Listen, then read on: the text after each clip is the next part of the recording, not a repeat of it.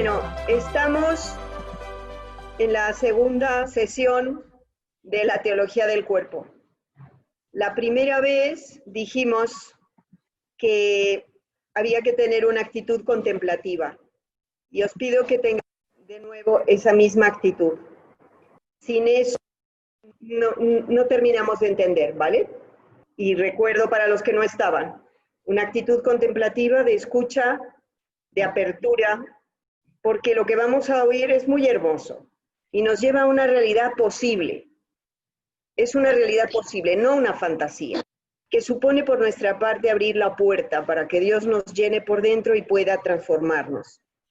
Entonces, la sesión de hoy viene a decir un tema muy denso del Papa, que es cómo era al principio.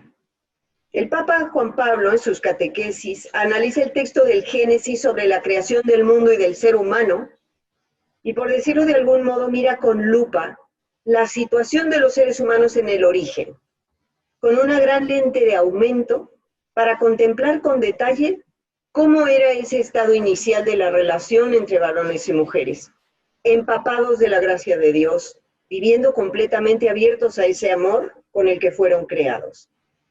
El Papa se acerca a ese principio porque cuando le preguntaron los fariseos a Jesús sobre el matrimonio, él responde remitiéndose a ese principio para señalar cómo era el sueño de Dios respecto al ser humano. Y el Papa establece una relación importantísima entre ese principio y el presente o futuro de las personas, nosotros, el que podemos por Cristo tener en el camino de la santidad. O sea, esta descripción que vamos a ver no es solo una descripción de un pasado, es una llamada al futuro. Entonces, ¿cómo era? O sea, más allá incluso de nuestras experiencias difíciles que las conocemos, las tenemos presentes, nuestra experiencia cotidiana nos pesa y nos pone muchas veces en contacto con las consecuencias del egoísmo, de la concupiscencia, que es el deseo egocéntrico de satisfacción, las luchas de poder dentro de las familias, de los grupos, etc. Por eso toma un mayor relieve la importancia de la fe, porque es la que nos permite abrirnos a esa realidad siempre nueva, que puede florecer en nosotros si nos decidimos a emprender ese camino. O sea, lo que quiero decir, no nos quedemos instalados en las experiencias difíciles, que las tenemos y nadie las niega, pero hay que ir más allá. Hay que ir más allá y con fe. ¿Qué es lo que supone todo esto? Que por Cristo, todo esto que vamos a ver ahora y que es precioso, esto no está solo en un idílico paraíso perdido, perdido para siempre.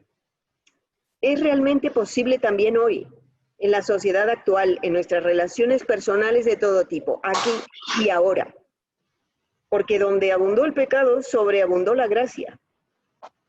Esta forma de vivir apunta a la vida de resucitados que podemos empezar a vivir ya. No es una ingenuidad, ni es imposible por difícil que parezca. Porque lo que hace es Dios el que lo hace. Entonces dispongámonos a ver cómo sueña Dios nuestra relación con Él y entre nosotros, y qué hace Cristo en nuestra vida si le dejamos entrar. ¿Se entiende hasta aquí?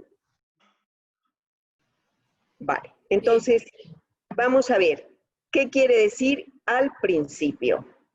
Vamos a leer rápidamente la narración del Génesis porque si no, no entendemos nada y tenemos que recordar. Y luego vamos a ver qué es la soledad originaria, la unidad originaria, la desnudez originaria. En el Génesis, una de las dos narraciones que hay de la creación, que es la más madura, esta, dice: entonces Dios formó al hombre con polvo del suelo e insufló en sus narices aliento de vida, y resultó el hombre un ser viviente. Luego plantó Dios un jardín en Edén, al oriente, donde colocó al hombre que había formado. Dios hizo brotar del suelo toda clase de árboles, deleitosos a la vista y buenos para comer. Y en medio del jardín, el árbol de la vida y el árbol de la ciencia del bien y del mal. Tomó pues Dios al hombre y le dejó en el jardín de Edén para que lo labrase y cuidase. Impuso este mandamiento: de cualquier árbol del jardín puedes comer, mas del árbol de la ciencia y del bien y el mal no comerás, porque el día en que comieres de él morirás sin remedio. Dijo luego Dios: no es bueno que el hombre esté solo, voy a hacerle una ayuda adecuada. Y Dios formó del suelo a todos los animales del campo y todas las aves del cielo, y los llevó ante el hombre para ver cómo los llamaba, y para que cada ser viviente tuviese el nombre que el hombre le diera. El hombre puso nombres a todos los ganados, las aves del cielo y a todos los animales del campo. Mas para el hombre no encontró una ayuda adecuada. Entonces Dios hizo caer en un profundo sueño al hombre, el cual se durmió, le quitó una de las costillas, rellenando el vacío con carne. De la costilla que Dios había tomado del hombre, formó una mujer y la llevó ante el hombre. Y entonces éste exclamó: esta sí que es hueso de mis huesos y carne de mi carne. Esta será llamada mujer, porque del varón ha sido tomada. Por eso deja el hombre a su padre y a su madre, y se une a su mujer, y se hacen una sola carne. Estaban ambos desnudos, el hombre y su mujer, pero no se avergonzaban uno del otro. Bueno, este texto lo conocemos prácticamente de memoria, y en nuestra cabeza están todas las imágenes de los cuadros antiguos de Adán y Eva. Y yo, la verdad, he querido traer unas imágenes distintas porque sabemos por la evolución que los seres humanos pues evolucionan desde los homínidos, y en un momento dado, o sea, creo que es mejor que tengamos esta imagen que no las de los cuadros edulcorados. Entonces vamos a entrar en el tema de la soledad originaria. El Papa dice, entra en este texto, como digo, con lupa, y dice: no es bueno que el hombre esté solo. Y para eso usa la Biblia el término Adam, que quiere decir ser humano. No quiere decir varón, quiere decir ser humano. Solo cuando crea la mujer, a la que llama Isá, se refiere al varón como Ish. O sea, que en el fondo, al principio,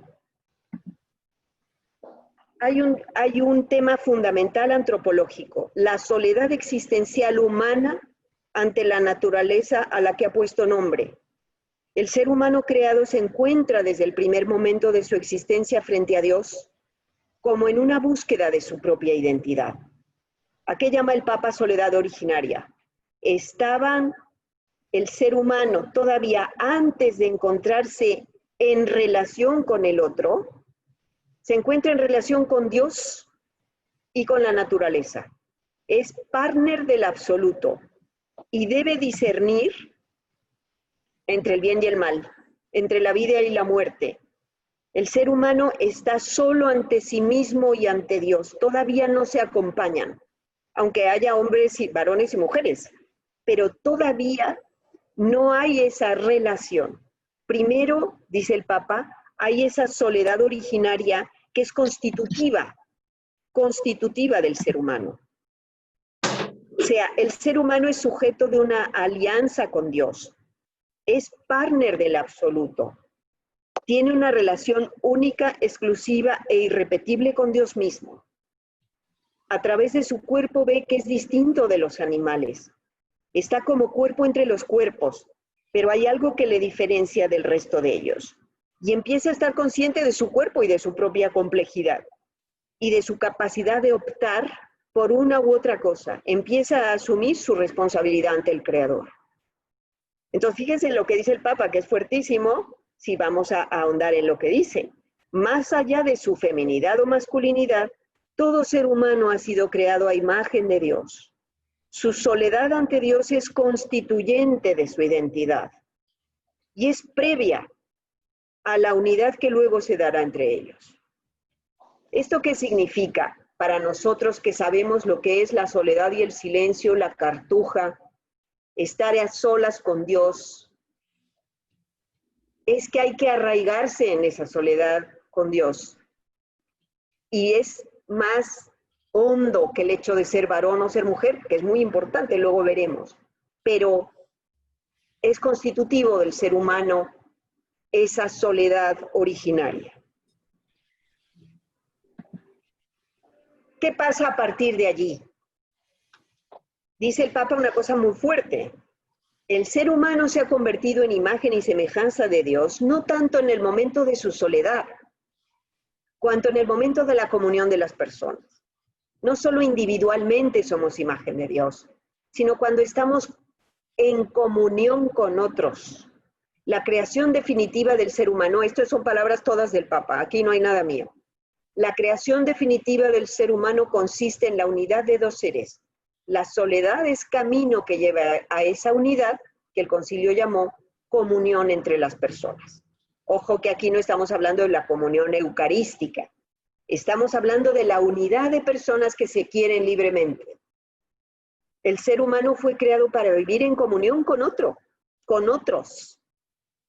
Para poder dar y recibir recíprocamente es necesaria esa autoconciencia y esa autodeterminación de cada uno de ellos. Imagínense si esto es importante para la preparación al matrimonio, que nosotros hacemos en 3 cursitos de 2 a 3 de la tarde, ¿no? O sea, es que es tremendo. La hondura a la que hay que llegar para tener una vivencia de este tipo, maduros como personas.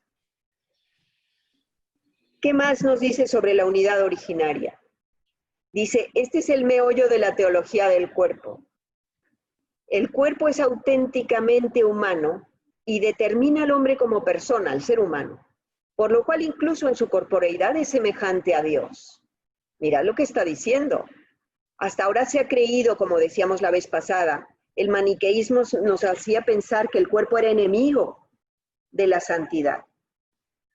Pues no, el cuerpo, somos imagen de Dios también en nuestra corporeidad.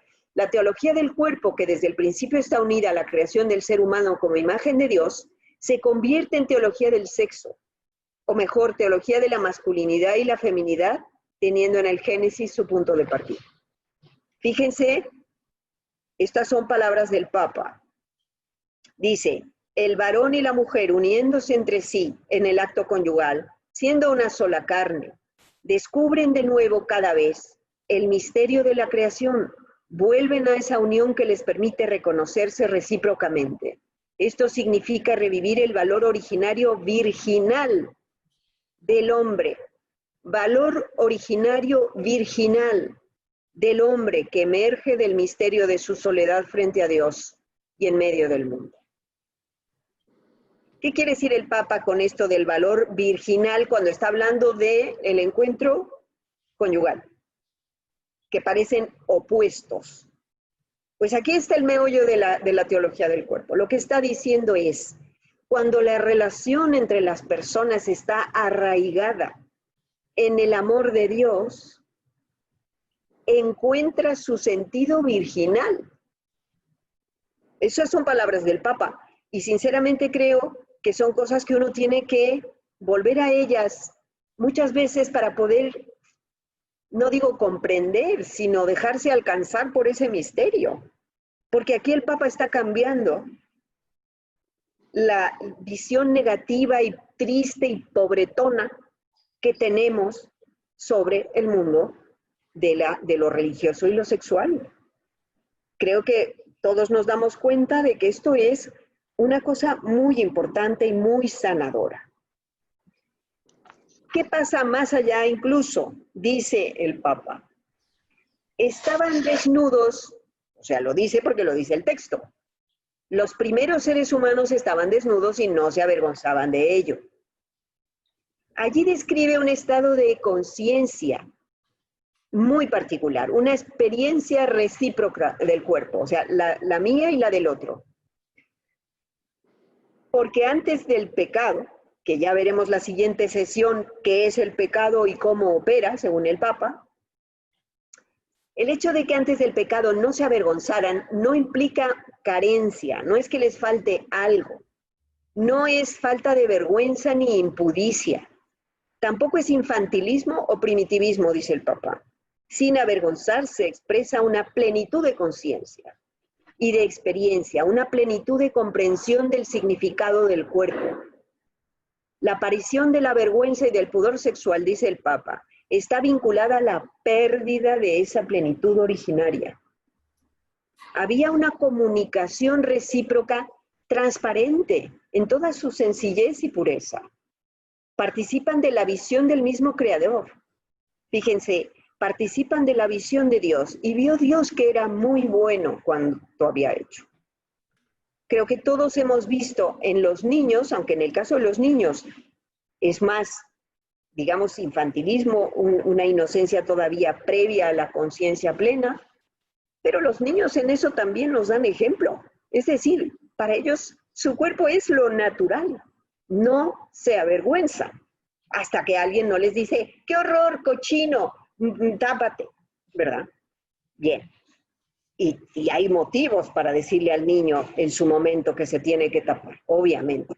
Pero sepamos que en su origen y en el futuro, como hemos dicho, en la resurrección, vamos a participar de la visión de Dios que nos ve naturalmente en la plenitud de la aceptación de lo que somos. Esa mirada que además vio Dios que era muy bueno cuanto había hecho. La desnudez significa el bien originario de la visión divina. Todo palabras del Papa, no les puse las comillas porque es así, no he añadido nada ni quitado nada. La desnudez significa el bien originario de la visión divina. Significa toda la sencillez y plenitud de la visión a través de la cual se manifiesta el valor puro del cuerpo y del sexo. Dios crea por amor y esto solo puede ser comprendido por el ser humano. O sea, en la revelación originaria del cuerpo no hay ruptura ni contraposición entre lo espiritual y lo sensible, entre la intimidad de la persona y su sexo masculino o femenino. Varón y mujer se ven mutuamente a través del misterio de la creación de manera plena y distinta, no solo con los sentidos del cuerpo, con toda la paz de la mirada interior que crea intimidad entre las personas. La vergüenza consiste en ver únicamente con los ojos del cuerpo, porque la intimidad personal queda turbada y amenazada por esa visión superficial. Cuando no sienten vergüenza es porque ven su complementariedad, se comunican y son un don recíproco en su corporalidad y constituyen una comunidad-comunión, ¿vale? Y esta, digamos, llamada al amor es lo que llama el Papa el sentido, el significado esponsalicio del cuerpo. Entonces, el Papa dice, a ver, estamos llamados a existir para alguien. El cuerpo manifiesta a la persona, es un sacramento. El cuerpo expresa la capacidad de darse y de recibir a otro como regalo recíproco. Testigos del amor como fuente de la que nació ese mismo donar. O sea, estamos viendo al otro como lo ve Dios, como un regalo. Este es el significado con el que el sexo entra en la teología del cuerpo. El ser humano solo se realiza existiendo para alguien. La soledad originaria se planifica de forma beatificante en toda la realidad de su cuerpo y de su sexo, que es simple y pura comunión de personas. O sea, se está solo para luego darse a alguien, en esa comunión.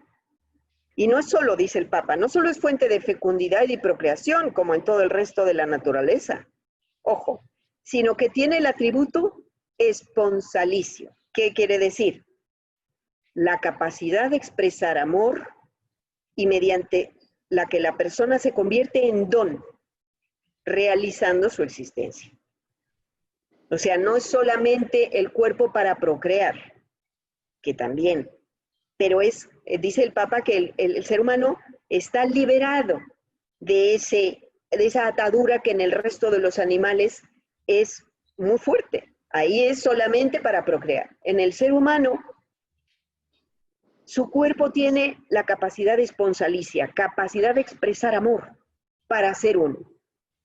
Varón y mujer fueron creados por el amor y estaban desnudos porque eran libres, con la misma libertad del regalo que recibieron.